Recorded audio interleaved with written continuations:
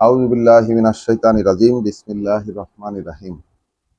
রব্বি আউযু বিকা মিন হামাযাতিশ শায়াতিন ওয়া আউযু বিকা রব্বি আইয়াহদুরুন। কৃতজ্ঞতা এই বিশ্বজগতের সৃষ্টিকর্তা প্রতিপালকের প্রতি, যিনি আমাদেরকে আরো একবার এই ভোরবেলায় তার কিতাব থেকে পড়তে সুযোগ দিয়েছেন, আমাদেরকে মুখোমুখি করেছেন, শুনতে সুযোগ দিয়েছেন, বলাবলি করার সুযোগ করে দিয়েছেন, বুঝতে দিয়েছেন। এটা একান্ত তার করুণা, নতুবা আমাদের পক্ষে এরকম কোনো সম্ভাবনা ছিল না যে আমরা তার কিতাব খুলে বসবো। আমরা ফজরের এই ধারাবাহিক পাঠে গতদিন ৬৬ নাম্বার সূরা, সূরা তাহরিম পড়ে শেষ হয়েছিল আমাদের। তাই আজকে আমরা তার পরবর্তী সূরা, সূরা আল মুলক, কোরআন মজিদের ৬৭ নাম্বার সূরাটি আজকে পড়তে যাচ্ছি। আহ, এই পড়ায় যারা এই মুহূর্তে সামনে আছেন, যারা দূরে আছেন, যারা দৃশ্যে আছেন এবং অদৃশ্যে আছেন, তাদের সবাইকে স্বাগত জানাই, সালাম এবং শুভেচ্ছা সবাইকে। তাহলে আমরা কোরআন মজিদের সূরা আল মুলক পড়তে যাচ্ছি। এই সূরা মুলক ৬৭ নাম্বার সূরা কোরআন মজিদের। আমরা যে ৫৭ থেকে ৬৬, ৫৭, ৫৮, ৫৯, ৬০, ৬১, ৬২, ৬৩, ৬৪, ৬৫, ৬৬, এই ১০টি সূরা মাদানী সূরার দীর্ঘ ধারাবাহিকতা ছিল। এখন ৬৭ নাম্বার সূরা থেকে আবারও সেই মাক্কি সূরার ধারাবাহিকতা শুরু হতে যাচ্ছে। তাহলে এখন আমরা একেবারে পিওরলি সেই মাক্কি যুগে প্রবেশ করতে যাচ্ছি, অর্থাৎ রাসূলের জীবনে নাজিল হওয়া কোরআনের শুরুর দিকের সূরা। হ্যাঁ, সূরা মুলকের পরে আর মাত্র একটা সূরা আছে, যেটা কিনা সূরা বাইয়েনা, যেটা মদিনায় অবতীর্ণ। হ্যাঁ, সূরা আল বাইয়েনা মদিনায় অবতীর্ণ, একমাত্র সূরা আছে অনেক পরে। তাহলে চলুন শুরু করা যাক পরম করুণাময় দয়ালু আল্লাহর পরিচয়। তাবারাকা আল্লাযী বিয়াদিহি আল মুলক।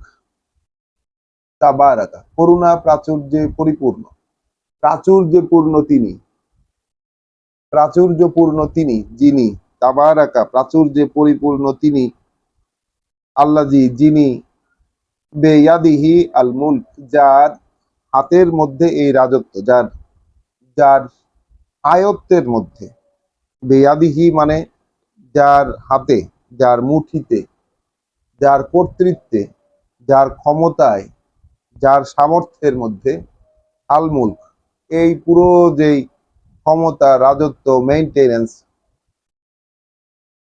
সেটা। তাহলে তিনি কেমন? তিনি হচ্ছেন বরকতপূর্ণ, তিনি হচ্ছেন প্রাচুর্যপূর্ণ, প্রাচুর্যপূর্ণ। তাহলে করুণা প্রাচুর্যে পরিপূর্ণ তিনি, যার আয়ত্তে, যার কর্তৃত্বে হচ্ছে এই ক্ষমতা, এই পুরো বিশ্ব ব্রহ্মাণ্ডের যত ক্ষমতা, মুলক, যে রাজত্ব, সেটা তার হাতে। ওয়া হুয়া আলা কুল্লে শাইইন কাদির, তাই তো তিনি প্রত্যেকটি জিনিসের উপর তার ক্ষমতা প্রয়োগে সক্ষম। তাই তো তিনি প্রত্যেকটি জিনিসের উপর তার ক্ষমতা প্রয়োগে সক্ষম। তাহলে প্রথমেই আল্লাহ একটি ইনফরমেশন, পরম পরম ইনফরমেশন জানিয়ে দিলেন। কি সেটি? সেটি হচ্ছে যে এই পৃথিবী, বিশ্ব ব্রহ্মাণ্ড, এই যে সৃষ্টি জগৎ, এই জগতে যত ক্ষমতা, যত কর্তৃত্ব, যত নিয়ন্ত্রণ, এগুলো তার হাতে। তিনি করুণা প্রাচুর্যে পরিপূর্ণ এবং এই যে নিয়ন্ত্রণ তার হাতে, এই জন্যই তিনি, এই জন্যই তিনি যে কোনো কিছুর উপর তার ক্ষমতা প্রয়োগে সক্ষম। আল্লাযী খলাকা আল মাউতা, যিনি সৃষ্টি করেছেন মৃত্যুকে। তাহলে এই জায়গাটাতে এসে আমাদেরকে একটু থামতে হবে। প্রথমে সৃষ্টি করলেন তিনি, সৃষ্টি করার কথা বলেছেন মৃত্যুকে, ওয়াল হায়াতা, এবং এই জীবনকে সৃষ্টি করেছেন, মৃত্যুকে এবং সৃষ্টি করেছেন এই জীবনকে, লিয়াবলুয়াকুম, যেন তোমাদেরকে পরীক্ষা করতে পারেন।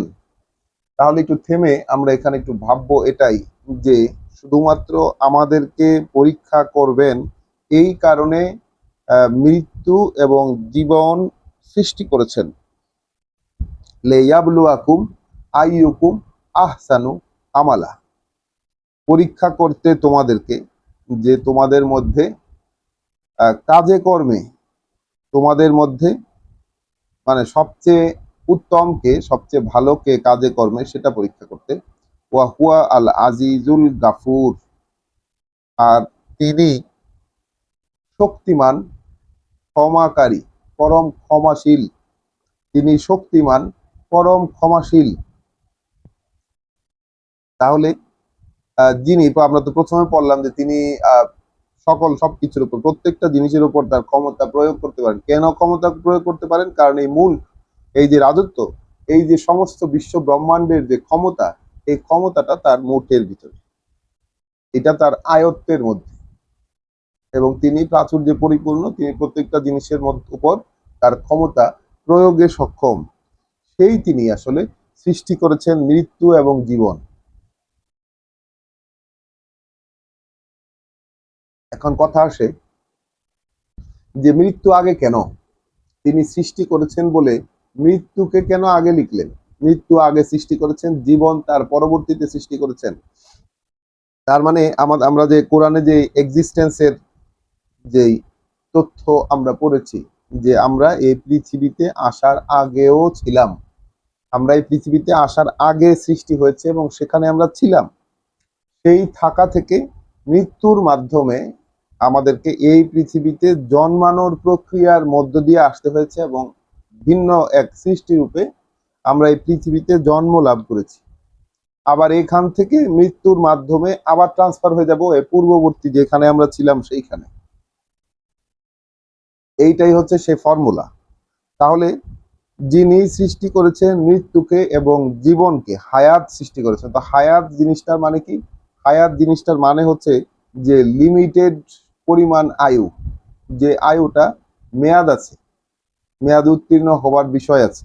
অর্থাৎ এই যে মৃত্যু সৃষ্টি করেছেন এবং এই যে লিমিটেড আয়ু, যেটাকে আমরা আরবিতে হায়াত বলছি এবং প্রচলিত বাংলাতেও হায়াত বলি আমরা, জীবনকাল বা আয়ুষ্কাল।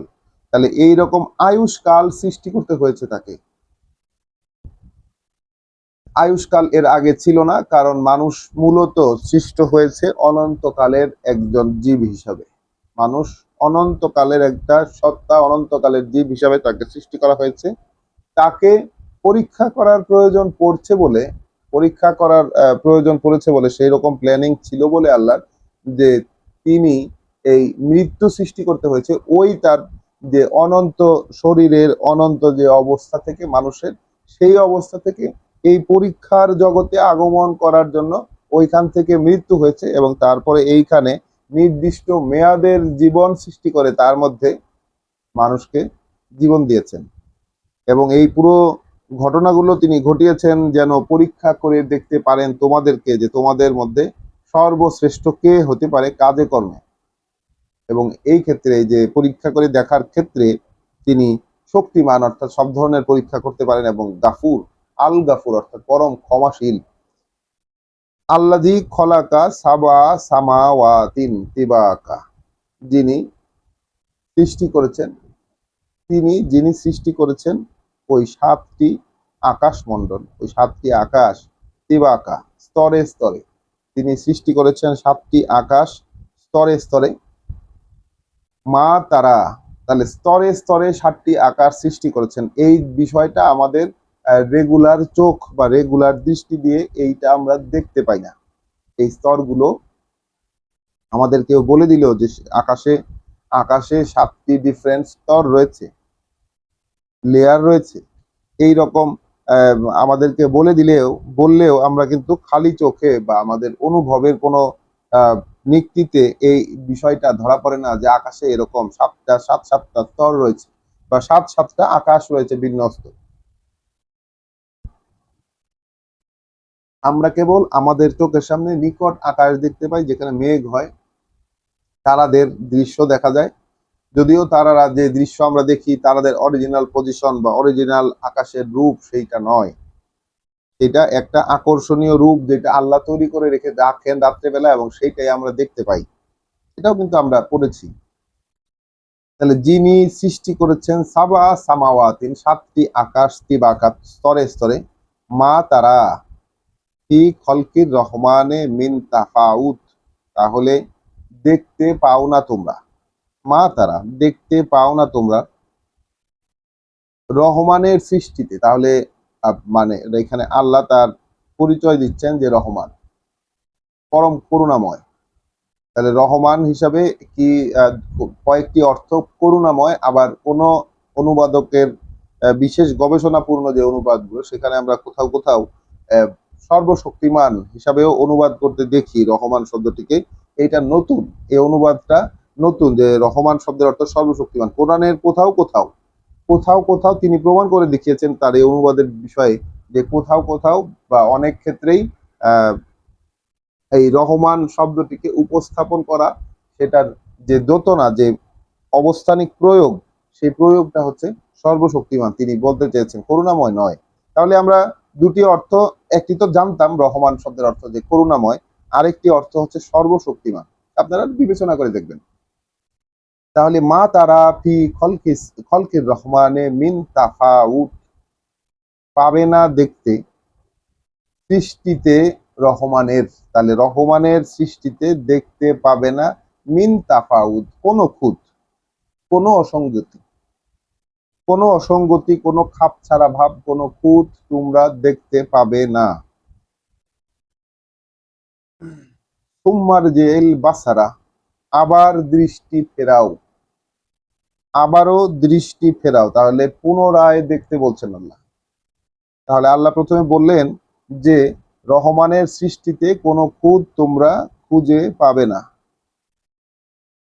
রহমানের সৃষ্টিতে কোনো খুঁত খুঁজে পাবে না। তাহলে তো রহমানের সৃষ্টি খুব নিরীক্ষণের দৃষ্টিতে এখন তাহলে দেখা লাগে যে আসলেও কি কোনো খুঁত আছে কিনা নাই। যদি খুঁত না থেকে থাকে, যদি দেখার পর আমরা দেখি, একটা হলো নর্মালি আমি বলে দিতে পারি না কোথাও কোনো খুঁত নাই, আর দ্বিতীয়ত আমি অনুসন্ধান করে যদি দেখি যে রহমানের সৃষ্টি শৈলীতে আসলেও কি ফুললি ফাংশনাল এবং কোনো খুঁত নেই এইরকমই কিনা, এবং সেটা যদি আমি দেখার চেষ্টা করে দেখতেও পারি, তাহলে কিন্তু আল্লাহর এই কথাটা আমার কাছে পূর্ণ হবে। তারপর আল্লাহ বলছেন সুম্মার জেল বাসার, শুধু তাই নয় আবার ফেরাও দৃষ্টি। কাররা তাই নেই, বারবার করে আবার ফেরাও দৃষ্টি, বারবার করে। এক্ষেত্রে এটা একটা আদেশের মতন দেখা যাচ্ছে আমাদের কাছে, যে বারবার করে দৃষ্টি ফেরানোর কথা আল্লাহ বলছেন। ইয়ান কালিব ইলাইকাল বাসারু, ফিরে আসবে তোমার দিকেই তোমার দৃষ্টি। খাশিআন, খাশিআন একেবারে ক্লান্ত হয়ে, ওয়া হুয়া হাসির এবং ব্যর্থ তখন সেটা। তাহলে ক্লান্ত, ব্যর্থ, অবনত হয়ে তোমার দৃষ্টি তোমার দিকেই ফিরে আসবে। তাহলে খুঁত খুঁজতে গেলে আল্লাহর এই সৃষ্টি জগতে, তার সৃষ্টি শৈলীতে খুঁত অনুসন্ধান করতে গেলে বোঝা যাচ্ছে আল্লাহ যেটা বলছেন সেটা হচ্ছে সেই খুঁত তো খুঁজে পাবে না, বরং তোমার দৃষ্টি ক্লান্ত শ্রান্ত ব্যর্থ হয়ে তোমার কাছে ফিরে আসবে। ওয়ালাকাদ জাইয়ান্না সামা আদ দুনিয়া, আর এটাও নিশ্চিত, এটাও নিশ্চিত তথ্য যে আকর্ষণীয় করেছি আমরা ওই আকাশ, ওই ওই শূন্য যেটাই কাছের, যে মহাশূন্য বা যে আকাশ, এই কাছের দুনিয়ার যে আকাশ, সেইটাকে আমরা আকর্ষণীয় করে দিয়েছি বেমাসাবেহা, সেখানকার তারকা সমূহ দিয়ে, প্রদীপ দিয়ে। প্রদীপ, এই যে জল জল করে যে তারকারাজি, তো আল্লাহ এদেরকে বলছেন মাসাবেহা, সেইটার প্রদীপ, আকাশের আকাশের প্রদীপ। তাহলে আমরা, আল্লাহ বলছেন যে নিশ্চিত এটা যে আমরা আকর্ষণীয় করে দিয়েছি, আমরা আকর্ষণীয় করে রেখেছি এই কাছের আকাশটাকে, কাছের আকাশটাকে তার তারকারাজি বা নক্ষত্ররাজি বা অসংখ্য প্রদীপ, সে প্রদীপ দিয়ে। ওয়া জাল নাহা, এবং সেই প্রদীপ গুলোকেই বানিয়েছি, সেই তারকারাজি গুলোকেই বানিয়েছি রুজুমান। এখানে তারকারাজি বলবো না, বরং প্রদীপই বলবো, কারণ আকাশে তারা ছাড়া অনেক গ্রহ আছে যেগুলোর নিজের কোনো আলো নেই, কিন্তু অন্যের আলো দ্বারা আলোকিত হয়, এবং সেই গ্রহগুলাকে বা সেই সেলেস্টিয়াল বডিগুলাকে আমরা আলোকিত অবস্থাতেই দেখতে পাই, যদিও তাদের নিজস্ব আলো নেই। তাহলে আল্লাহ আকর্ষণীয় করেছেন এই কাছের আকাশকে প্রদীপ সমূহ দিয়ে, এবং ওয়াজাল না হয়, এবং সেই প্রদীপ সমূহকেই বানিয়েছি আমরা, আল্লাহ বলছেন আমরা বানিয়েছি রুজু মানলে শায়াতিন, একেবারে নিক্ষেপ করে ছুঁড়ে ছুঁড়ে ছুঁড়ে মারার অস্ত্র হিসাবে, রুজুমান মানে এই যে নিক্ষেপ করার, মেরে তাড়ানোর বা নিক্ষেপ করার একটি উপাদান হিসাবে সেগুলোকে বানিয়েছি রুজুমান, একটি নিক্ষেপ করার মানে যেটাকে বলে প্রজেক্টাইল। প্রজেক্টাইল যে জিনিসটা নিক্ষেপ করে আঘাত করা যেতে পারে। রুজুমান কাদের জন্য? রুজুমান লেশ হায়াতিন, শয়তানদের জন্য। শয়তানদের জন্য একটা নিক্ষেপযোগ্য গোলা হিসাবে তৈরি করে রেখেছেন, ব্যবস্থা করে রেখেছেন তিনি সেই আলোর প্রদীপ গুলোকে, যেগুলো দিয়ে তিনি এই আকাশটা সাজিয়েছেন, এই কাছের আকাশটা। ওয়া আতাদনা লাহুম, এবং তৈরি করে রেখেছি আমরা তাদের জন্য আযাবা সাইর, তৈরি করে রেখেছি আমরা তাদের জন্য শাস্তি, জ্বলনের সাইর মানে দাউ দাউ করে জ্বলতে থাকা আগুনের। তাহলে আমরা প্রস্তুত করে রেখেছি তাদের জন্য শাস্তি, দাউ দাউ করে জ্বলতে থাকা আগুনের। তাহলে আহ আল্লাহ বলছেন, একটি দৃশ্য আমাদেরকে দেখাচ্ছেন যে এই এই এই সৃষ্টি জগতে একের তো কোনো খুঁত নাই। তোমার দৃষ্টি তুমি ফেরাও, বারবার করে দেখো, তাহলে তোমার দৃষ্টি তোমার কাছে ফিরে আসবে খুঁত না পেয়ে। আবার ওই আকাশকে তিনি আকর্ষণীয় করে সাজিয়েছেন, দৃষ্টি নন্দন করে সাজিয়েছেন। তার মধ্যে যে আলোকবর্তী যে যে প্রদীপ আছে অসংখ্য, সেই প্রদীপ দিয়ে, এবং এই প্রদীপগুলোকেই তিনি ছুঁড়ে মারার জন্য একটা উপকরণ হিসেবে তৈরি করেছেন শয়তানদের ছুঁড়ে মারার জন্য। এবং তাদের জন্য আল্লাহ বলছেন, তাদের জন্য আমরা তৈরি করে রেখেছি, প্রস্তুত করে রেখেছি একেবারে জ্বলন্ত আগুনের শাস্তি। তাহলে 1 থেকে 5 পর্যন্ত আমরা বিশেষ কিছু ইনফরমেশন, এই রাজত্ব সংক্রান্ত ইনফরমেশন পেলাম। প্রথমত এই আকাশমণ্ডল, এই পৃথিবীর যে এই যে বস্তু জগতের যে রাজত্ব, এই বস্তু জগতের যে ক্ষমতার কেন্দ্র বা রাজত্ব যেটাকে আমরা বলি না কেন, এইটা হচ্ছে আল্লাহর আয়ত্তে, আল্লাহর সামর্থ্যে, এবং তিনি বরকতপূর্ণ। এবং এখানে আল্লাহ বলা হয় নাই, বা আল্লাহ বলছেন যে বরকতপূর্ণ তিনি, করুণা প্রাচুর্যে পরিপূর্ণ তিনি, যিনি যার হাতে এই কর্তৃত্ব ক্ষমতা। তাহলে তিনি সৃষ্টি করেছেন মৃত্যু এবং জীবন, যেন তোমাদেরকে পরীক্ষা করে দেখতে পারেন তোমাদের মধ্যে কে সর্বোত্তম কাজে করবে। আর তিনি সৃষ্টি করেছেন ওই 7টি আকাশ স্তরে স্তরে।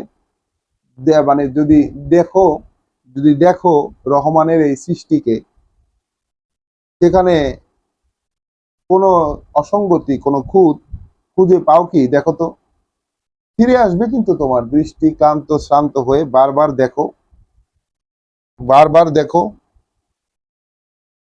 ফিরে আসবে তোমার দৃষ্টি তোমার দিকে ক্লান্ত শ্রান্ত হয়ে, ব্যর্থ হয়ে।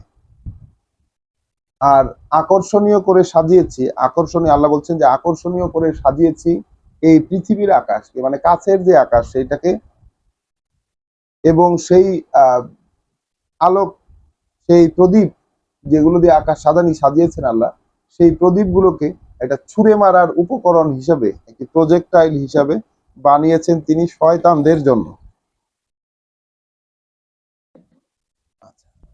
আয়াত 6 সূরা আল মুলক, ওয়ালিল্লাযীনা কাফারু বিরাব্বিহিম, আর যেসব লোক তাদের অগ্রাহ্য করে, যেসব লোক অগ্রাহ্য করে তাদের সৃষ্টিকর্তা প্রতিপালককে, তাদেরকে যিনি পালছেন, এই যে আল্লাহ রহমান যে নামে আমরা এখানে পাই না কেন, মূলত তিনি আমাদের রব, তিনি আমাদের মেইনটেনার, তিনি আমাদের সাস্টেনার, তিনি আমাদের প্রতিপালক,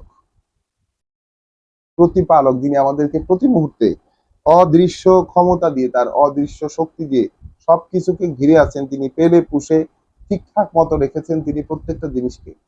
তাহলে তিনি সেই সব লোক যারা অগ্রাহ্য করে তাদের প্রতিপালক, যেসব লোক অগ্রাহ্য করে এই বিষয়টা যে সে সৃষ্টি হয়েছে কারো দ্বারা এবং তাকে প্রতিনিয়ত পেলে পুষে রাখা হচ্ছে এখানে, এই বিষয়টাকে যারা গ্রাহ্য করে না, ওয়ালিল্লাযীনা কাফারু বিরাব্বিহিম, যারা গ্রাহ্য করে না তাদের সৃষ্টিকর্তা প্রতিপালককে, আযাবু জাহান্নাম, তাদের জন্য শাস্তি জাহান্নামের, ওয়া বিইসাল মাসির, এবং শেষ ঠিকানা হিসাবে অতি জঘন্য সেটা, শেষ ঠিকানা হিসাবে অতি জঘন্য সেটা।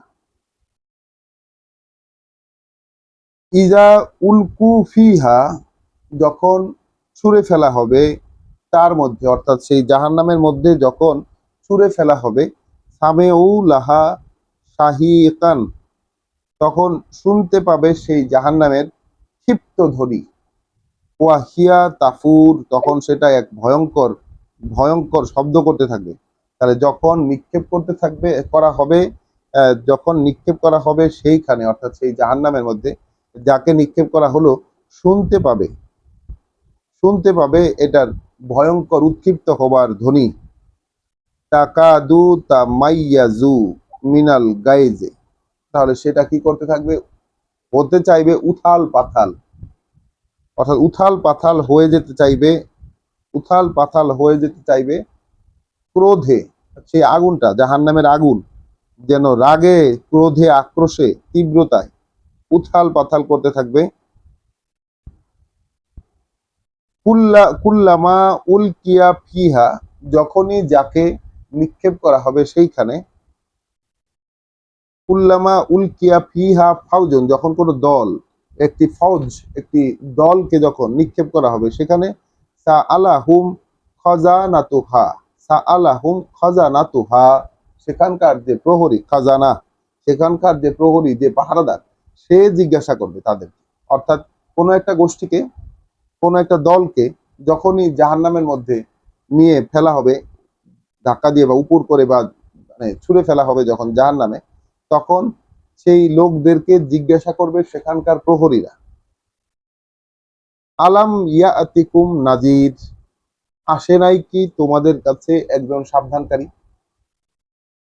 তাহলে এই এই জাহান্নামে যাওয়া যত গোষ্ঠী, যত মানুষের দল, সেই দলদেরকে সেখানকার পাহারারত ফেরেশতারা জিজ্ঞাসা করছে যে তোমাদের কাছে কি একজন সাবধানকারী আসে নাই।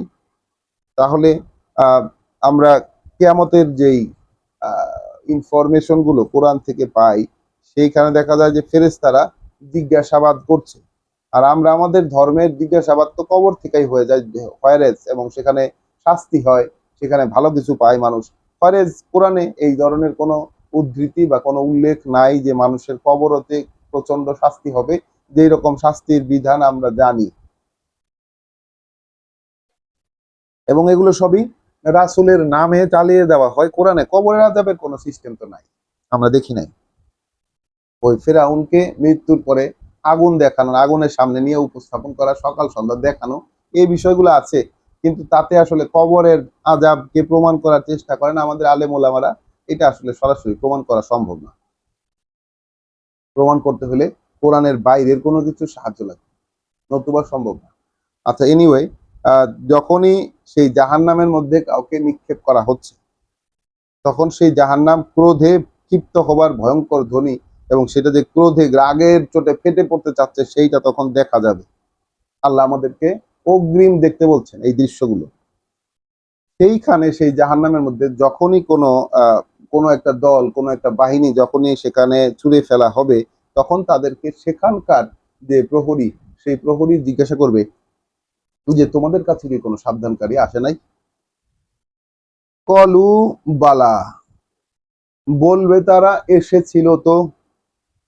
তাহলে এটা কিন্তু প্রত্যেক জনগোষ্ঠী, প্রত্যেক ফৌজকেই জিজ্ঞাসা করা হচ্ছে, এবং সবাই বলছে যে হ্যাঁ এসেছিল তো।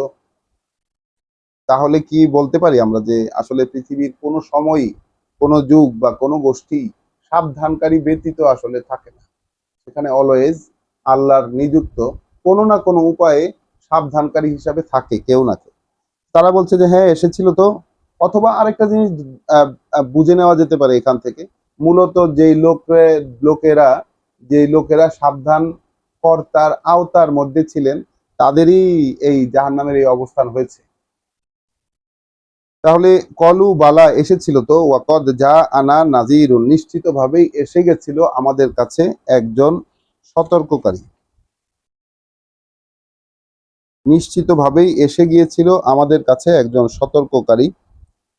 কাযাবনা, তখন আমরা সেই সতর্ককারীকে প্রত্যাখ্যান করেছি, মেনে নেইনি, প্রত্যাখ্যান করেছি, পাত্তাই দেইনি। ওয়া কুলনা, এবং বলেছি আমরা, মা নাজ্জালা আল্লাহু মিন শাই, করেননি নাজিল আল্লাহ, ক্রমে ক্রমে নাজিল করেননি, পর্যায়ক্রমিক ভাবে অবতরণ করেননি আল্লাহ কোনো কিছুই, আল্লাহ কোনো কিছুই নাজিল করেননি। মানুষেরা বলতো, মানে যে যে মানুষগুলো জাহান্নামে গিয়েছে তারা এই যে নাজিল করার বিষয়টা কখনোই মেনে নেয়নি। মোহাম্মদ রাসূলুল্লাহর উপর নাজিল হবে মেনে নেয়নি, এরকম অসংখ্য লোকের আছে, এখনো আছে। তাহলে যখন তারা বলল যে হ্যাঁ এসেছিল, তো নিশ্চিতভাবেই এসেছিল আমাদের কাছে একজন সাবধানকারী, আমরা তাকে পাত্তা দেইনি এবং বলেছি যে আল্লাহ কোনো কিছু নাজিল করেন নাই। ইন আনতুম ইল্লা ফি দলালিন কাবির, যে তোমরা যারা কিনা এই মন্ত্র আওড়াচ্ছ, যারা মানুষকে এই রকম একটা বিষয়ের দিকে আহ্বান করছো, সেই তোমরা আছো অনেক বড় বিভ্রান্তিতে। তাহলে যারা আল্লাহর কথা বলছেন সমাজে মানুষের কাছে, তাদেরকে সমাজের লোকেরা বলছে তোমরা আছো অনেক বিভ্রান্তিতে, অর্থাৎ নবী রাসূলগণকে সমাজের লোকেরা শত বিভ্রান্ত বলে একটা ইনফরমেশন বা তাদেরকে আন্ডারমাইন করতে যাচ্ছে, করেছে যে তোমরা আছো মানে বড় ধরনের বিভ্রান্তির মধ্যে, দলালিন কাবির। ওয়াকলু, সেই সাথে তারা আরো বলেছে, মানে সেখানে আরো বলবে, অর্থাৎ ফেরেশতার কথার জবাবে আরো বলবে, লাউ কুন্না নাসমাউ, যদি হতাম আমরা এমন যে শুনতাম, যদি হতাম আমরা এমন যে শুনতাম, আও না আকিলু, অথবা আকল প্রয়োগ করতাম, অর্থাৎ যদি শুনতাম এবং এবং আমাদের বিবেচনা বোধকে প্রয়োগ করতাম, মা কুন্না ফি আসহাবি সাইর, হতাম না আমরা অন্তর্ভুক্ত, থাকতাম না আমরা অন্তর্ভুক্ত এই জ্বলন্ত আগুনের অধিবাসীদের মধ্যে। তাহলে কি আহাজারি হবে আমাদের সেই দিন, এইটা আমরা একটু কল্পনা করি, এটা একটু উপলব্ধি করার চেষ্টা করি, যে আমরা যখন জাহান্নামে, তখনকার অবস্থা এই যে আমরা বলছি যে হ্যাঁ আমাদের কাছে মানে একজন সাবধানকারী তো এসেছিল, আমরা তাকে পাত্তা দেইনি এবং আমরা বলেছি যে আল্লাহ কোনো কিছুই নাজিল করেন নাই, তোমরা বরঞ্চ বিভ্রান্তিতে আছো, মানে বৃহৎ সাইজের বিভ্রান্তিতে আছো, বড় আকৃতির বিভ্রান্তিতে আছে।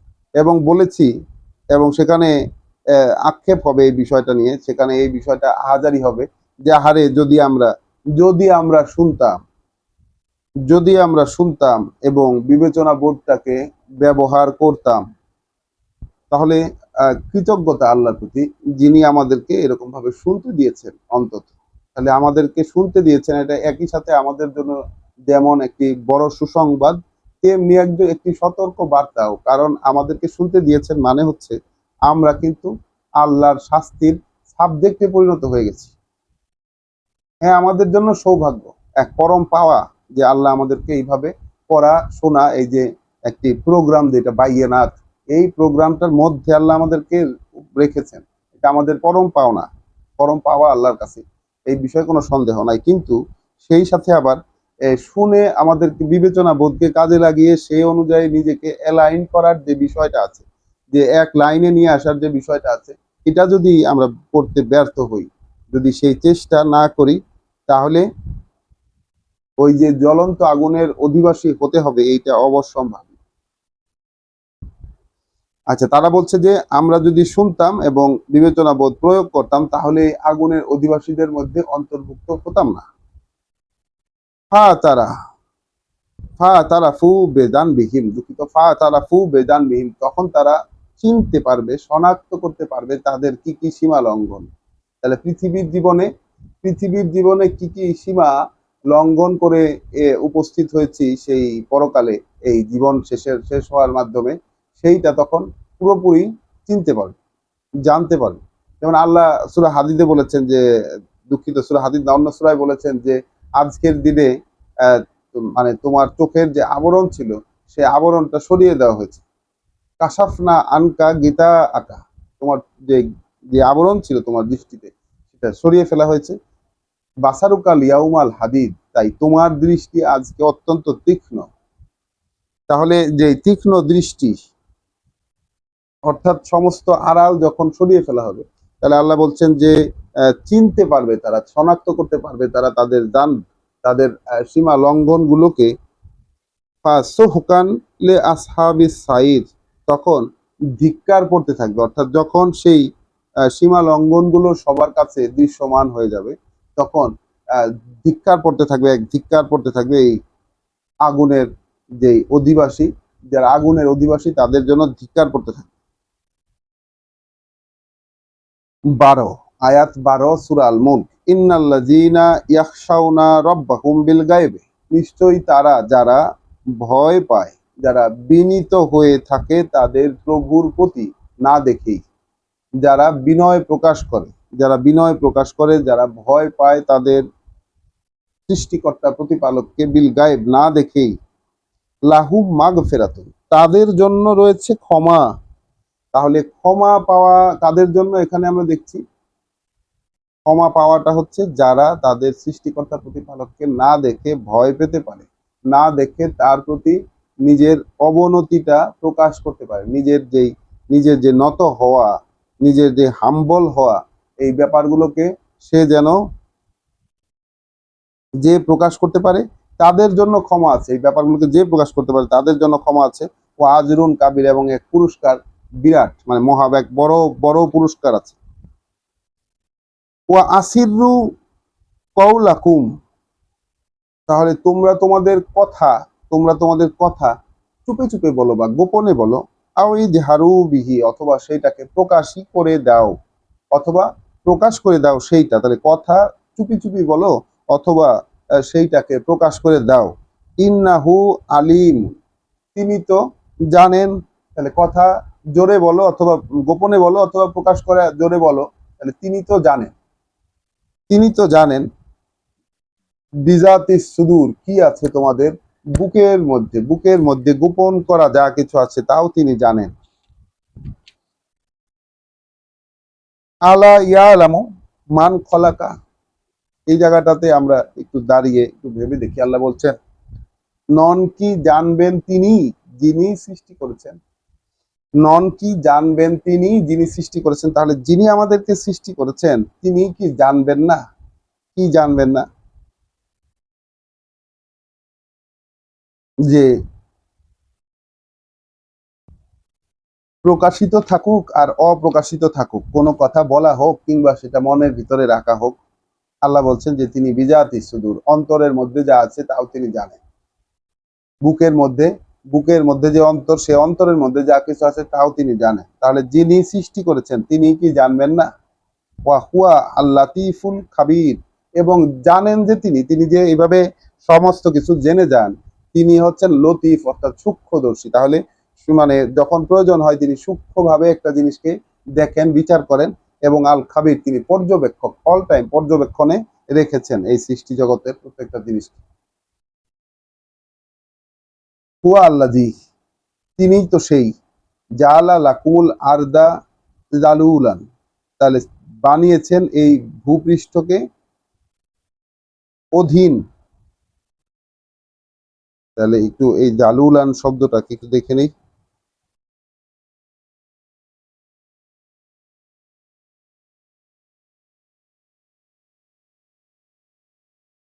সূরা নাম্বার 67,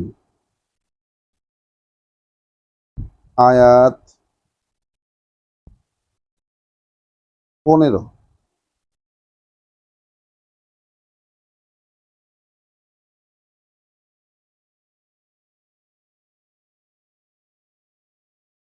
একজন লেখছে জালুলা শব্দটির অর্থ ব্যাখ্যা করতে গিয়ে একজন লেখছে, একটু ইংরেজি পড়ে শোনাই। This word treats often of animals and indicates a nature which is susceptible to being tamed or trained by man. তাহলে জালুলা কি বলছেন তিনি, যে হুয়া আল্লাযী জাআলা লাকুমুল আরদা জালুলান, এই জমিনটাকে তিনি এরকম জালুলান বানিয়ে দিয়েছেন। তাহলে আমরা বাংলা বলছি যে অধীন। তাহলে এই বিষয়টি, এই অধীনটা হলো এমন যেইটাকে যে কোনো ভাবে ট্রেন করা যায়, যে কোনো রকম করা যায়, যে কোনো রকম ভাবে পোষ মানানো যায়, নিজের অধীনে রেখে যে কোনো রকম প্রয়োজন অনুযায়ী কাজ করা যায়, যেটাকে দিয়ে ওইটাকে জালুলা বলে। আচ্ছা, আয়াতটা দিন করে দিছে আর কি। হ্যাঁ হ্যাঁ হ্যাঁ, মানে এটা দিয়ে মানুষ জমিনকে দিয়ে মানুষ যে কোনো ভাবে ব্যবহার করতে পারে আর কি। হ্যাঁ, তার এ characteristic which is often rendered in English as docile or tractable in the present context responsive seems better fit. আচ্ছা, তাহলে এই জমিনটাকে, এই ভূপৃষ্ঠকে তিনি বানিয়েছেন রেসপন্সিভ, অর্থাৎ মানুষ যেটা করতে চায় সেটা সে এই জমিনের মধ্যে করতে পারে। হামসু ফি মানাকিবিহা, তোমরা চলাচল করতে পারো এর বুকের উপরে, অর্থাৎ তিনি যে জমিনকে অধীন করে দিয়েছেন সেই জন্য তোমরা চলাচল করতে পারো এর এর পিঠের মানে এর বুকের উপর। ওয়া কুলু মিন রিজকিহি, এবং তোমরা কনজিউম করতে পারো, তোমরা খেতে পারো তার যে রিজিক, অর্থাৎ এই যে ভূপৃষ্ঠের যে বরাদ্দ, সেই বরাদ্দ থেকে কিন্তু তোমরা খাবার গ্রহণ করো। ওয়া ইলাইহিন নুশুর, এবং তার কাছেই আবার পুনরায় উঠার বিষয়টা, তার কাছেই পুনরায় জীবিত হওয়ার বিষয়টা রয়েছে। তাহলে পুনরায় জীবিত হওয়ারও যে একটা বিষয় রয়েছে, এটা আল্লাহ এখানে উল্লেখ করে দিলেন। কি উল্লেখ করলেন? যে তিনি সেই আল্লাহ যিনি ভূপৃষ্ঠটাকে অধীন বানিয়ে দিয়েছেন, যার বুকের উপর দিয়ে তোমরা চলাচল করো এবং তার রিজিক থেকে তোমরা খাও, এবং তার কাছে আসলে তোমরা ফিরে যাবা, তার দিকেই তোমাদের আবার পুনরায় জীবিত হয়ে ওঠা। আমিন তুম মিন মান ফিস সামা এ, আচ্ছা যারা আছে ওই আকাশে, যিনি আছেন ওই আকাশে, তার ব্যাপারে কি তোমরা নিরাপদ বোধ করছো?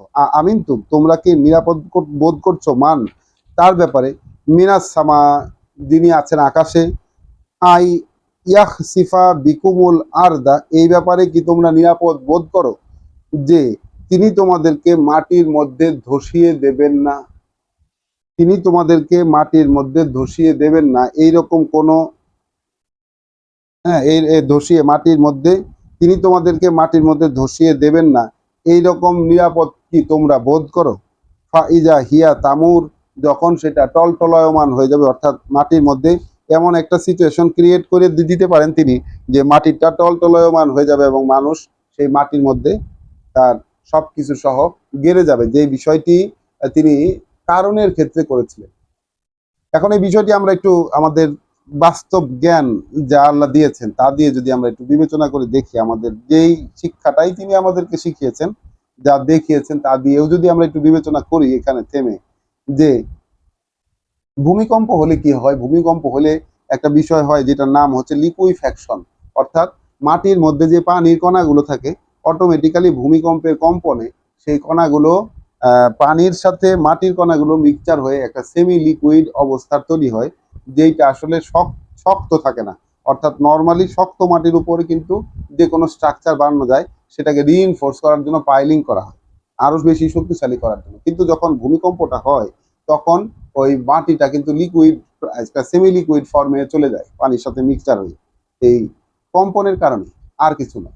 তো সেইটার কারণে তার যে লোডটা তার ক্যারি করতে পারার কথা ছিল, সেটা পারে না, বিদায় একেবারে সবকিছু সহকারে ধসে যায়, হেলে যায়, একেবারে ধ্বংস হয়ে যায়। এরকম আমরা কিছুদিন আগেও যেই ভূমিকম্পটা আমরা দেখেছি, খুব সম্ভবত ভেনিজুয়েলায়, সেখানে আমরা দেখলাম যে বড় বড় বিল্ডিং কিভাবে কলাপস করতেছে। তাহলে কিন্তু আমাদের ক্ষেত্রে আল্লাহ জিজ্ঞাসা করছেন যে আমিন তোমরা কি নিরাপদ বোধ করো? তাহলে আল্লাহ যখন জিজ্ঞাসা করছেন নিরাপদ বোধ করছো কিনা, আমরা তো আমাদের দিকে তাকালে এই বিষয়টি নির্ণয় করতে পারবো যে আমরা আসলেই নিরাপদ বোধ করি, আমরা কখনো এই আতঙ্কে থাকি না।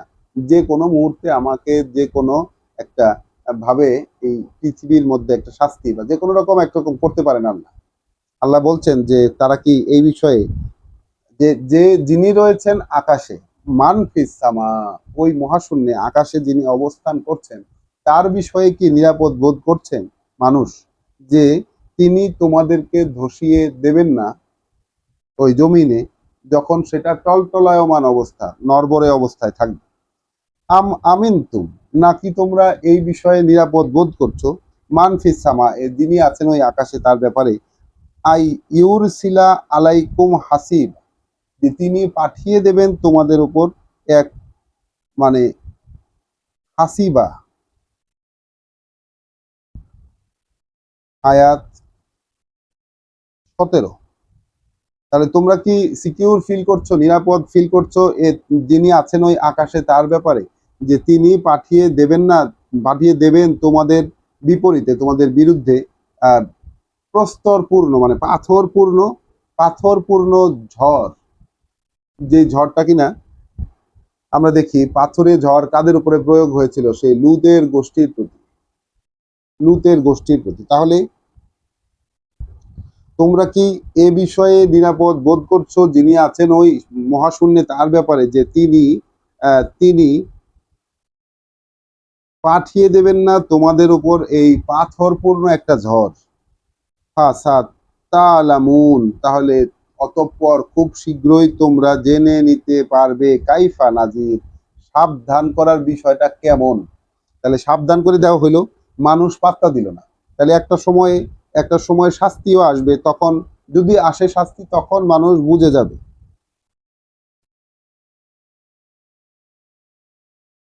তখন মানুষ জেনে যাবে যে কেমন ছিল সাবধান করাটা।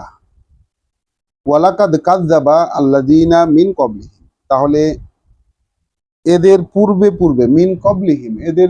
পূর্বে যারা ছিল, আল্লাহ বলছেন ওয়া লাকাদ কাযযাবা, এইটাই ফাংশনাল, এইটাই সত্য যে তাদেরকেও প্রত্যাখ্যান করা হয়েছে, তাদেরকেও মেনে নিতে প্রত্যাখ্যান করা হয়েছে। তোমাদের পূর্বে যারা ছিল তারা করেছে প্রত্যাখ্যান। কাইফা কানা নাকির, তাহলে কেমন ছিল আমাদের শাস্তি। তাহলে যারা প্রত্যাখ্যান করেছে তাদেরকে শাস্তি পেতে হয়েছে। আল্লাহ এখন এই বর্তমান সময়ের পাঠকদেরকে উৎসাহী করে তুলছেন এই বিষয়ে, যে কেমন, এর আগের আয়াতে আমরা দেখলাম কাইফা নাজির, সাবধান করার বিষয়টা কেমন ছিল এখন বোঝো। এখানে যে বলছেন কাইফা কানা নাকির, কিরকম ছিল শাস্তি আমাদের। আওয়ালাম ইয়ারাও ইলা তৈরে, আচ্ছা ওরা কি দেখে না ওই পাখির দিকে, ওরা কি দেখে না ওই উড়ন্ত পাখির দিকে, ফাওকা হুম, যেটা আছে তাদের উপরে, যে পাখি রয়েছে তাদের উপরে, সেই পাখির দিকে কি তারা তাকিয়ে দেখে না। সফাতিন, যেটা কিনা ওই যে সফাতিন ওয়া ইয়াকবিদনা, তারা এই যে ডানা মেলে আকাশে উড়িয়ে চলে, আবার ডানা গুটিয়ে নেয়, আবার ডানা মেলে, এইভাবে নাড়াচাড়া করে যে তারা আকাশে উড়ে বেড়ায়, এই যে ঝাঁকে ঝাঁকে সফাতিন, দলবদ্ধ হয়ে সারিবদ্ধ হয়ে তারা যে উড়ে বেড়ায়, পাখা গুটিয়ে নেয় এবং বিস্তার করে, এই যে বিষয়টি, এইটাকে আল্লাহ দেখতে বলছেন মা ইউমসিকু হুন্না ইল্লার রহমান, সেইগুলোকে ধরে রাখেনি আর কেউ রহমান ছাড়া, সেইগুলোকে ধরে রাখেনি আর কেউ রহমান ছাড়া। ইন্নাহু বেকুল্লে শাইইন বাসির, তিনি তো প্রত্যেকটি জিনিস সম্পর্কে দৃষ্টিমান, দেখতে থাকে, তিনি প্রত্যেকটি জিনিস দেখতে থাকেন। আম্মান হাযাল্লাযী হুয়া জুনদুন লাকুম, নাকি এই যে এই যে লোকেরা যারা জুনদুন লাকুম, তোমাদের জন্য কোনো বাহিনী, নাকি এই লোকেরা তোমাদের জন্য কোনো বাহিনী, ইয়ানসুরুকুম মিন দুনির রহমান, রহমানের রহমানের বিপরীতে বা রহমানের বিরুদ্ধে, রহমানকে ছেড়ে দিয়ে তোমাদেরকে সাহায্য করতে পারবে, নাকি এরকম কোনো বাহিনী আছে। আল্লাহ বলছেন যে এরকম কি কোনো বাহিনী আছে যে রহমানকে বাদ দিয়ে রহমানকে সরিয়ে দিয়ে তোমাদেরকে সাহায্য করতে পারবে। ইনিল কাফিরুনা ইল্লা ফি গুরুর, তাহলে এই যে রকম যারা এরকম মনে করলে যে রহমান, এখানে আইটেমগুলা কি আছে আমরা একটু দেখি। আইটেমগুলা হচ্ছে নিরাপদ বোধ করা, তুমি কি নিরাপদ বোধ করো। তাহলে যদি আমি নিরাপদ বোধ করি যে আমাকে যে কোনো মুহূর্তে কোনো দুর্যোগ আমাকে ধরতে পারবে না, যদি এরকম নিরাপদ বোধ করি, তাহলে আমার কিন্তু বিশ্বাস নাই, আমি কাফেরে পরিণত হয়ে গেছি। যদি নিরাপদ বোধ করি যে ওই আকাশ থেকে কোনো একটা দুর্যোগ, প্রস্তরবাহী পাথরবাহী কোনো ঘূর্ণি বাতাস পাঠিয়ে দেবেন না বলে মনে করি, যে কোনো কারণ নাই, তাহলে আমার কিন্তু বিশ্বাসে ঘাটতি বা কাফের যেটা আল্লাহ বলেন সেই রকম হবে। তাহলে এই যে আল্লাহ আকাশে পাখিকে ধরে রেখেছে, হ্যাঁ, আকাশে পাখি ধরে রেখেছেন, আবার এখানে বলছেন নাকি তোমাদের জন্য এমন কোন বাহিনী আছে যারা তোমাকে তোমাদেরকে সাহায্য করতে পারবে আল্লাহকে সরাই দিয়া, মিন দুনির রহমান, রহমানকে সাইড করে, রহমানকে বাদ দিয়ে তোমাদেরকে সাহায্য করতে পারবে এরকম কোনো বাহিনী আছে নাকি? ইনিল কাফিরুনা ইল্লা ফি গুরুর, তাহলে কাফেরেরা অর্থাৎ এই বিষয়গুলোকে যারা গ্রাহ্য করছে না তারা আছে গুরুর, ধোঁকাবাজির মধ্যে, তারা আছে ধোকার মধ্যে পড়ে রয়েছে, ধোকার মধ্যে পড়ে রয়েছে। আম্মান হাজ আল্লাজি, নাকি সে, নাকি এ, যিনি, মানে এই, নাকি এই যিনি ইয়ারজুকুকুম ইন আমসাকা রিজিকাহু, নাকি তিনি যদি রিজিক বন্ধ করে দেন, মানে মূল কথাটা হচ্ছে যে আমসাকা রিজিকাহু, যদি কারো কারো বরাদ্দ, কারো জীবিকা যদি তিনি আটকে রাখেন, তাহলে এমন কোনো কিছু আছে কি যে ইয়ারজুকুকুম, যে তোমাদেরকে রিজিক দিতে পারে? তিনি যদি রিজিক আটকে দেন তাহলে এমন কেউ কে আছে যে এই রিজিকটা দিতে পারে? বা লাজ্জু ফি উতুউইন ওয়া নুফুর, বরং আসল ব্যাপার হচ্ছে তারা আল্লাহ দ্রোহিতা এবং সত্যকে বাদ দেওয়ার কাজে একেবারে দৃঢ়মূল হয়ে আছে। তারা একেবারে দৃঢ়মূল হয়ে আছে, অবিচল হয়ে আছে। কিসের উপর অবিচল হয়ে আছে? সেটা হচ্ছে আল্লাহ দ্রোহিতা, উতুউইন, আল্লাহর উপর দিয়ে যাওয়া, খোদার উপর খোদকারি করা, যেটাকে আমরা বলি। তাহলে আল্লাহ, এখন আমরা একটু বিবেচনা করে দেখবো, আমরা কি কখনো এরকম আল্লাহর উপর দিয়ে যাওয়া বা এই যে এরকম সত্যকে ছাড়ে দেওয়া এরকম কোনো বিষয়ের সাথে আছি কিনা? যে পর্যন্ত এই কোরআন আমাদের জানা না হবে, যে বিষয়গুলো আল্লাহর কথা, রাসূলের কথা, ফেরেশতার কথা একই সাথে এক লাইনে, তাহলে সেইটা যেই পর্যন্ত জানা না হবে আমার, তাহলে আল্লাহ দ্রোহিতা এবং সত্য পরিহার করে চলা, এইটাই কি আমাদের কর্মনীতির মূল উপপাদ্য নয়? কর্মনীতির মূল নীতিটা, মূল প্রিন্সিপাল কি এইটাই নয় যে আমরা আসলে আল্লাহ দ্রোহী, আল্লাহর আদেশের বিপরীতে চলছি এবং সত্যকে বাদ দিয়ে চলছি, সত্য তো আমরা জানি না।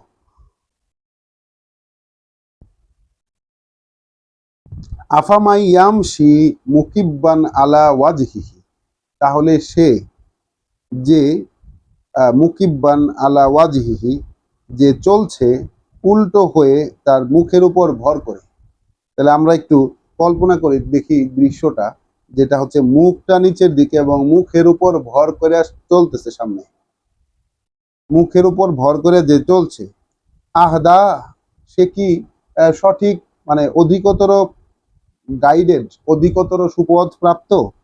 আম্মান ইয়ামশি সাউইয়া নালা সিরাতি মুস্তাকি, নাকি সে যে চলছে একেবারে সোজাসুজি সেই নিশ্চিত স্থির পথের উপর দিয়ে?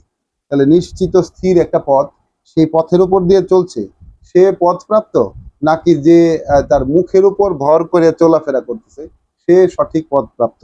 এটা আল্লাহ বিবেচনা করে দেখতে বললেন। কুল, তুমি বলে দাও, হুয়া আল্লাযী আনশা আকুম, সেই তিনিই তো তোমাদেরকে উঠিয়েছেন, তোমাদেরকে গজিয়ে তুলেছেন। ওয়া জাআলা লাকুমুস সামআ ওয়াল আবসারা ওয়াল আফইদা, এবং ব্যবস্থা করেছেন তোমাদের জন্য এই শুনতে পারা, এই দেখতে পারা এবং এই ভাবতে পারা। তিনটা জিনিস তিনি ব্যবস্থা করেছেন। বলা চলে এই বডিলি বিষয়ের মধ্যে, মানুষের যে শরীরবৃত্তীয় বিষয়াদি আছে তার মধ্যে এই তিনটা হচ্ছে বিশেষ আইটেম, তাকে আলাদা করে দেওয়া হয়েছে মানুষ।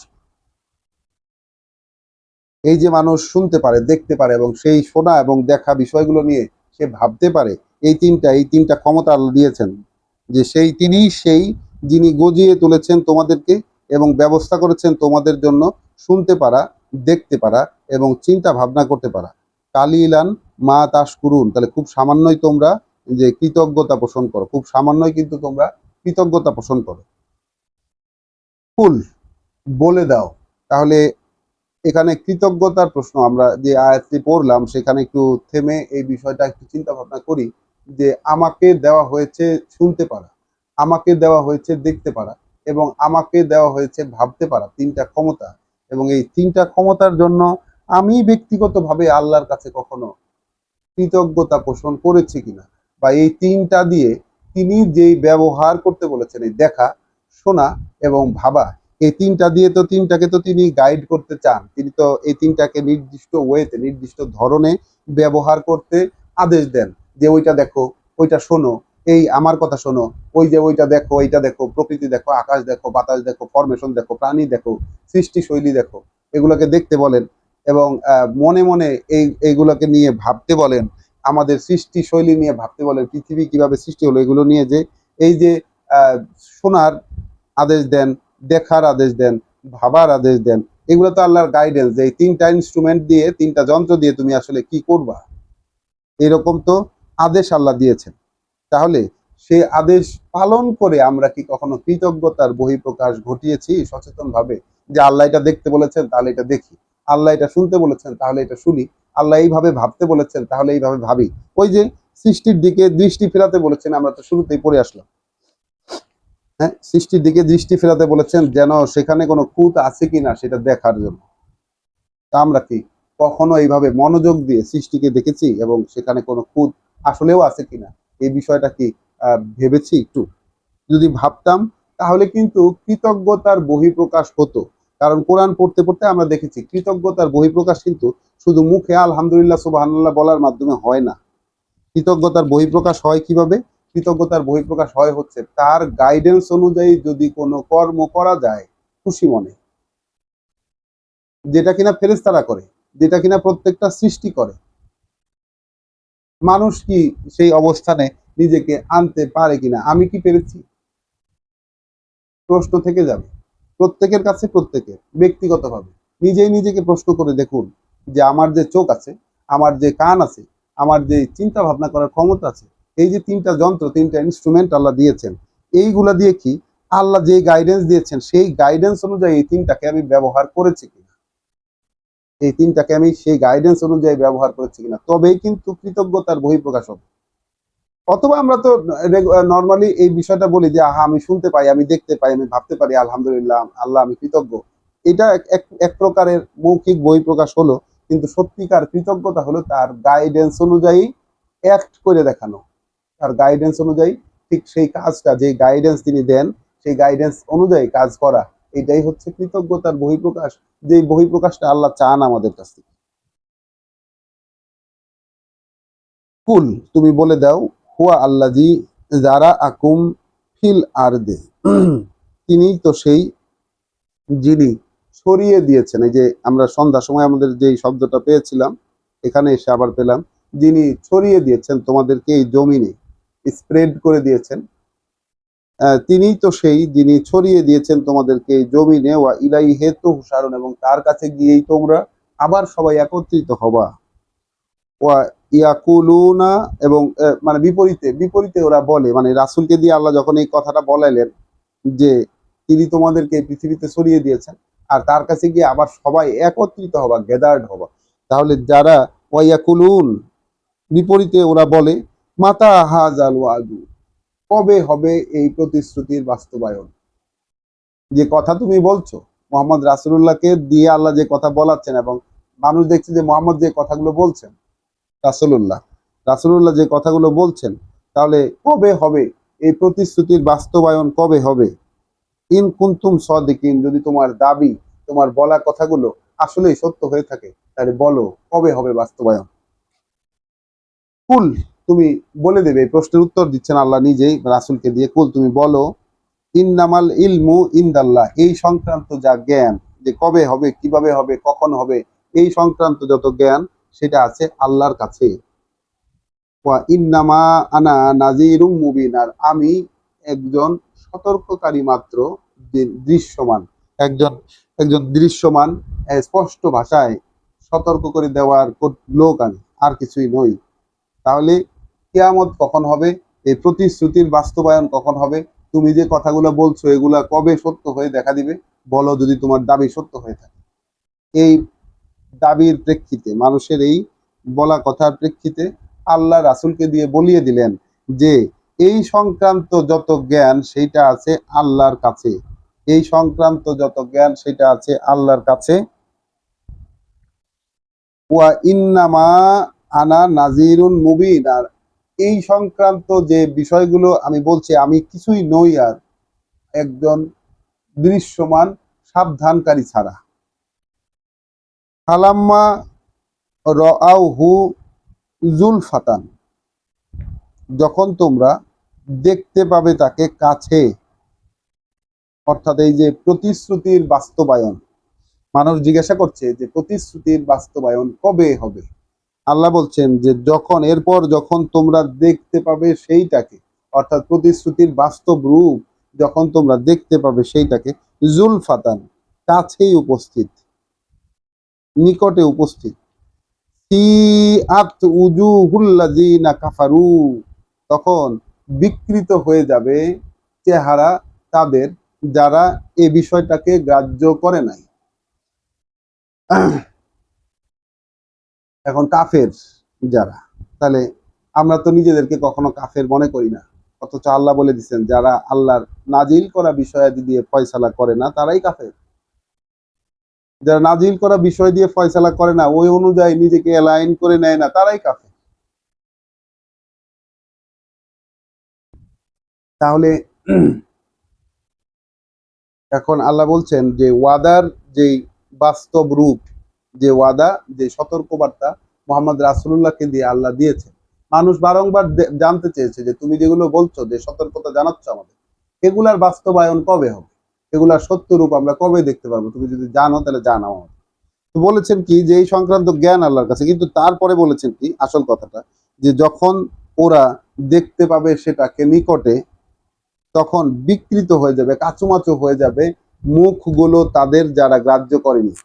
ওয়াকিলা, এবং বলবে তারা, বলা হবে তাদেরকে, হাযাল্লাযী কুনতুম বিহি তাদদাউন, এটাই সেই, এইটাই সেইটা যেটার বিষয়ে তোমরা দেখতে চাইছিলে বা তাগিদ জানাচ্ছিলে, যেটাকে তোমরা ক্রমাগতভাবে আমার কাছে আরজি জানাচ্ছিলে যে বাস্তবতা কি হবে, দেখাও দেখাও দেখাও। তাহলে এইটাই হচ্ছে সেইটা, যে এই বিষয়ে তোমরা তাগিদ জানাচ্ছিলে, আগ্রহ দেখাচ্ছিলে জানার জন্য।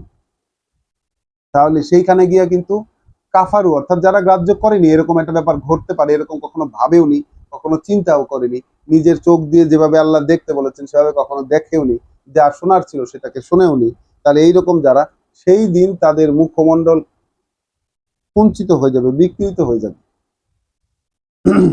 কুল,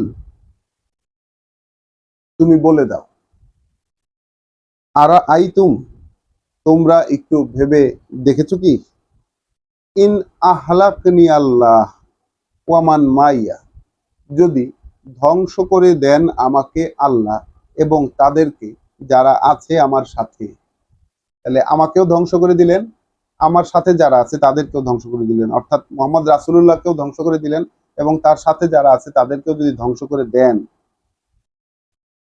আও রাহিমনা, অথবা আমাদের উপর কোনো করুণা করেন, ফামাই ইউজিরুল কাফিরিনা মিন আযাবিন আলীম, তাহলে কে রক্ষা করবে অগ্রাহ্যকারীদেরকে, কে রক্ষা করবে অগ্রাহ্যকারীদেরকে শাস্তি, এই যে কঠিন কষ্টের যে শাস্তি, সেটা থেকে রক্ষা করবে কে।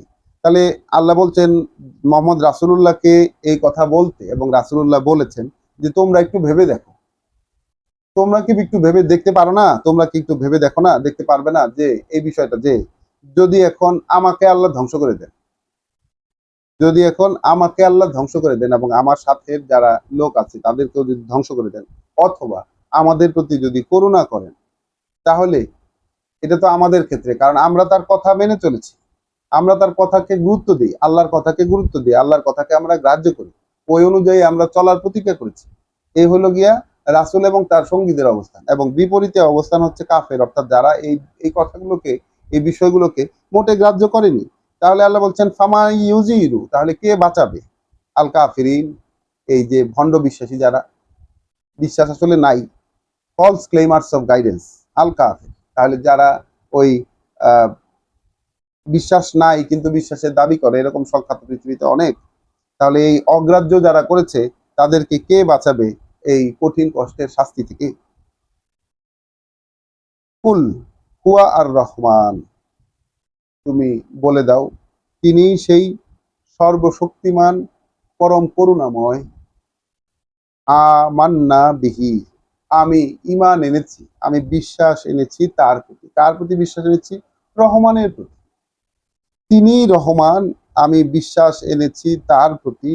ওয়া আলাইহে তাওয়াক্কালনা, তাহলে আমরা বিশ্বাস এনেছি তার প্রতি এবং তার প্রতি আমরা ভরসা করে আছি। আলাইহে তাওয়াক্কালনা, আমরা তার প্রতি ভরসা করে আছি। ফাসাতালামুন, অতঃপর খুব শীঘ্রই তোমরা জানতে পারবে, মান হুয়া ফি দলালিম মুবিন, কে দৃশ্যমান বিভ্রান্তির মধ্যে আছে, এটা খুব শীঘ্রই জানতে পারবে। এই কথাটা কেন আসলো? কারণ ওই যে ইন আনতুম ইল্লা দলালিন কাবির, আয়াত 9 দেখা যাচ্ছে যারা জাহান্নামে যাচ্ছে তারা রাসূল এবং তার সঙ্গী সাথীদেরকে বলতেন যে তোমরা একটা বড় ধরনের বিভ্রান্তিতে জড়িয়ে আছো। যে জীবন পদ্ধতি, তাদের যে আল্লাহর থেকে পাওয়া কথাগুলোর মাধ্যমে তাদের যে নিজেদের যে পরিবর্তন তারা করেছেন, যে জীবন পদ্ধতিতে তারা রয়েছেন, এই জীবন পদ্ধতি দেখে রেগুলার মানুষ যারা জীবিত, ওখান ওই সময়ের রেগুলার যারা মানুষ, যারা কিনা মোহাম্মদ রাসূলুল্লাহর কাছে নাজিল হওয়া বিষয়গুলোকে যারা মানতে পারে নাই, দেখেই তো তাদের কাছে বলছে যে সাবধানকারী আসে নাই, তারা বলছে যে সাবধানকারী এসেছিল। তাহলে সাবধানকারী আসা লোকেরা মানতে পারে নাই যা কিছু তাদেরকে সাবধান করা হয়েছিল, তাদেরকে বলছে যে তোমরা এক বিভ্রান্তির মধ্যে আছো। বরং যারা সাবধান করছে তাদেরকে এক বড় বিভ্রান্ত দল হিসাবে তারা সমাজের কাছে পরিচয় করিয়ে দিয়েছে। তাহলে এই রকম যারা, এখন তাদেরকে বলা হচ্ছে যে তিনি রহমান, তিনি সর্বশক্তিমান, পরম করুণাময়, আমরা তার প্রতি বিশ্বাস রেখেছি, তার প্রতি আমাদের যে ভরসা আমরা স্থাপন করেছি। তাহলে খুব শীঘ্রই তোমরা জানতে পারবে, খুব শীঘ্রই তোমরা জানতে পারবে যে কে আছে এই যে মুবিন, দৃশ্যমান বিভ্রান্তিতে, দলালি মুবিন, দৃশ্যমান বিভ্রান্তিতে, দৃশ্যমান ভুল পথে কে আছে, এটা খুব শীঘ্রই দেখতে পারবে, জানতে পারবে। আয়াত 30, শেষ আয়াত। কুল, তুমি বলে দাও, আর আইতুম, তোমরা এই বিষয়টিকে ভেবে দেখেছো কি? তাহলে দেখেন ক্রমাগত ভাবে ভাবার উপকরণ আল্লাহ দিচ্ছেন, ক্রমাগত ভাবে দেখার এবং ভাবার এবং চিন্তা করার উপকরণ আল্লাহ দিচ্ছেন। যে এইটা নিয়ে আমি ভাবতে পারি যে আমি যদি এখন, আমাকে যদি আল্লাহ ধ্বংস করে দেন, বিশ্বাসীদেরকে যদি আল্লাহ ধ্বংস করে দেন, যদি ধ্বংসই করেন, অথবা ধ্বংস না করে যদি রহমত দেন, কিন্তু যারা গ্রাহ্য করে না, যারা গ্রাহ্য করে না তাদের শাস্তি ঠেকাবে কি? আচ্ছা, আমি আল্লাহর কথা বলছি, আমার ভুল হতে পারে, আমাকে আল্লাহ ধ্বংস করে দিতে পারে অথবা আমাকে করুণা করতে পারে, আমি আল্লাহর কথা গ্রাহ্য করি। কিন্তু যে গ্রাহ্য করে না তার শাস্তিটা ঠেকাবে কে? এইটা চিন্তা করে দেখতে বলছে। বা আমি কি আসলেও গ্রাহ্য করি কিনা, আমি কি ওই গ্রাহ্য না করা লোকদের দলের মধ্যে পড়ি কিনা, তাহলে তো আমারও শাস্তি ঠেকানোর কেউ নাই। এই বিষয়টা আল্লাহ ভেবে দেখতে বলেছেন। কুল আরা আইতুম, আয়াত 30, কুল আরা আইতুম, তুমি বলে দাও হে রাসূল, যে তোমরা কি ভেবে দেখেছো, ইন আসবাহা মা উকুম গাউরান, যদি কখনো তোমাদের যে পানির স্তর এটা যদি নিচে নেমে যায়, তোমাদের যদি পানির স্তর এটা নিচে নেমে যায়, ফামাই ইয়াতিকুম বিমা ইন মাইন, তাহলে কে আছে এমন যে নিয়ে আসতে পারে তোমাদেরকে ওই পানির প্রবাহমান ধারা, পানির প্রবাহমান ধারা রিভাইভ করে দিতে পারে, পুনরায় নিয়ে আসতে পারে, কে আছে এমন? আল্লাহ একটা জিজ্ঞাসা করছেন এখানে এবং ভেবে দেখার অবকাশ দিয়েছেন আমাদেরকে। এই যে আমাদের চোখ, আমাদের কান এবং আমাদের চিন্তা ভাবনা করার ক্ষমতা, এই বিষয়টিকে যদি আমরা আল্লাহর এই মুলক অর্থাৎ আল্লাহর কর্তৃত্বের মধ্যে যেভাবে তিনি করতে বলেছেন সেই অনুযায়ী যদি আমরা সেট না করি, সেই জিনিসগুলোকে যদি ক্রমাগতভাবে আমরা প্রতিনিয়ত আমাদের চিন্তার উপকরণে পরিণত না করি, তাহলে কি আমরা সেই কাফেরে পরিণত হব না ধীরে ধীরে? যেহেতু একরকম কাফেরে পরিণত হয়ে আছি, আল্লাহর কথাগুলো জানি না ঠিক মতো, আল্লাহর কথাগুলো বুঝতে বোঝার জন্য কোনো প্রচেষ্টা প্রয়োগ করি নাই এখন পর্যন্ত, তাহলে কি করণীয় আমাদের? এই মুলক, যে মুলক আল্লাহর, যে ক্ষমতা, যে কর্তৃত্ব আল্লাহর, সেই কর্তৃত্বের আন্ডারে থাকা, সে অনুযায়ী নিজের ইনস্ট্রুমেন্ট, নিজের যে শোনা, দেখা, ভাবা, এই তিনটা জিনিসকে প্রয়োগ করা, তাই কি আমাদের উচিত নয়? তাহলে আমাদের এই পানির স্তর, দেখেন এই পানির স্তরের কথা বলাতে মনে হলো যে ঢাকার পানির স্তর এমন জায়গায় নেমে গেছে যে এখন আর সেইগুলা উত্তোলন করে ব্যবহার করা সম্ভব নয়। এইরকম আরো পানির স্তর নেমে যাওয়া অনেক জায়গা আছে বাংলাদেশে। আমাদের পার্শ্ববর্তী দেশে অনেক জায়গা আছে যেখানে পানি মোটেই অ্যাভেলেবল না। আমাদের নদীমাতৃক দেশ, পানি আমাদের জন্য অ্যাভেলেবল। তবুও ঢাকার মতো যে মেগা সিটি, সেইখানে কিন্তু ভূগর্ভস্থ যে বিশুদ্ধ পানির যে জায়গাগুলো ছিল সেগুলো কিন্তু ডিপ্লিটেড, অলরেডি শেষ এবং অনেক নিচে নেমে গেছে। আবার পুনরায় তুলে আনার কোনো ক্ষমতা নাই। তাহলে আল্লাহ ছাড়া কে পারেন এই বিষয়টি? তাহলে তোমরা একটু ভেবে দেখো, যদি এরকম হয় যে তোমাদের যে পানি এটা নিচে নেমে যায়, পানির স্তরটা যদি নিচে নেমে যায়, তাহলে কে নিয়ে আসতে পারে এইরকম প্রবাহিত পানিটাকে? এটা আমাদেরকে ভাবতে বললেন। তাহলে কিন্তু আমরা আল্লাহকে খুঁজে পাবো যদি এগুলো ভাবি। তো আলহামদুলিল্লাহ, আমাদের সূরা আল মুলক পড়া শেষ হলো। এই সূরাটিকে যেই ফজিলতপূর্ণ সূরা আমাদের প্রচলিত ধর্মে, যেটা পড়লে প্রচুর পরিমাণে সওয়াব হয়, ফেরেশতারা দোয়া করতে থাকে ইত্যাদি ইত্যাদি, এই ধরনের যতগুলো সূরা আছে তার মধ্যে সূরা মুলক একটা। কিন্তু আমরা কোরআনের প্রত্যেকটি সূরা, প্রত্যেকটি আয়াত, প্রত্যেকটি শব্দকেই আমরা গুরুত্বপূর্ণ হিসাবে দেখি। এইরকম কোনো তাবিজের মতো ব্যবহারকে কোরআন আসলে সমর্থন করে না। কোরআন আসলে সমর্থন করে না যে ওই যে সূরা হাসর পড়তে হবে, সূরা মুলক পড়তে হবে, সূরা ইয়াসিন পড়তে হবে, হ্যাঁ সূরা রহমান পড়তে হবে, সূরা আল কাহাফ পড়তে হবে শুক্রবার দিন। এই রকম যে প্রয়োগ আমাদের উদ্ভাবন করা, বানিয়ে নেওয়া, সেই প্রয়োগগুলা আসলে কোরআন সাপোর্টেড না। বরং উন্মুক্তভাবে মানুষের যেই ফ্যাকাল্টি গুলা আছে, তার দেখতে পারা, তার শুনতে পারা এবং তার ভাবতে পারা, এই বিষয়গুলোকে উন্মুক্তভাবে আহ, ব্যবহার করার দিকে তাগিদ দেন আল্লাহ। এবং তার মুলক, অর্থাৎ তার যে ক্ষমতা, তার রাজত্ব, তার যে আদেশ, সেই আদেশ অনুযায়ী মানুষকে একীভূত হওয়ার জন্য আল্লাহ মানুষকে তাগিদ দেন, এগুলো উৎসাহিত করেন আর কি এই ইয়ের মাধ্যমে, সূরাগুলোর মাধ্যমে। তো আলহামদুলিল্লাহ, আমাদের আজকের পড়া এখানে শেষ হলো। রব্বানা লা তুজিগ কুলুবানা বাদা ইজ হাদাইতানা ওয়া হাব লানা মিন লাদুনকা রাহমা ইন্নাকা আনতাল ওয়াহ্হাব। হে আমাদের প্রভু, আমরা বিশ্বাস করেছি আপনি যা নাজিল করেছেন তা, সুতরাং আমাদেরকে আপনি আপনার সাক্ষীদাতা হিসেবে লিখে নিন। সালামু আলাইকুম ওয়া রাহমাতুল্লাহ।